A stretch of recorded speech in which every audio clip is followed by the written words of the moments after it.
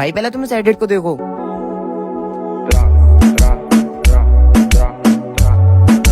और इसे कैपकट में एडिट करना बहुत इजी है। सबसे पहले तुम अपने साउंड और वीडियो कैपकट में ऐड कर लेना और अपनी साउंड की बीट के हिसाब से अपनी वीडियोस में कट लगाकर सेट कर देना। और फिर अपनी सेकंड क्लिप पे टैप करके इसके स्टार्टिंग के पार्ट को फ्रीज कर देना और इसे ओवरले करके अपनी फर्स्ट वाली क्लिप के नीचे कुछ इस तरह एडजस्ट कर लेना और इसके एक्स्ट्रा पार्ट को कट करके इसकी ड्यूरेशन को 0.7 के राउंड रख देना। और फिर रिमूव बैकग्राउंड में जाके इसका बैकग्राउंड ऑटो रिमूव कर देना और इसके लास्ट में की फ्रेम ऐड करना है, फर्स्ट में की फ्रेम ऐड करना और इसे कुछ इस तरह नीचे करके देन ग्राफ में जाना और फ्लो टू को सिलेक्ट कर लेना और फिर अगेन सेकंड क्लिप पे टैप करके इसके फर्स्ट में की फ्रेम ऐड करना है, लास्ट में की फ्रेम ऐड करना और इसे थोड़ा सा जूम करके देन ग्राफ में जाना और फ्लो टू को सिलेक्ट कर लेना और फिर अपनी थर्ड क्लिप पे टैप करके इसके लास्ट में की फ्रेम ऐड करना है, फर्स्ट में की फ्रेम ऐड करना और इसे भी थोड़ा सा जूम करके देन ग्राफ में जाना और सेम फ्लो टू को अप्लाई कर देना। और ऐसे ही सेम की फ्रेम सारी क्लिप्स पे अप्लाई करने के बाद सेकंड क्लिप पे आके एनिमेशन में आना और स्मोक वाले एनिमेशन को 0.5 करके अप्लाई कर देना और फिर तुम्हारा एडिट बन के रेडी है।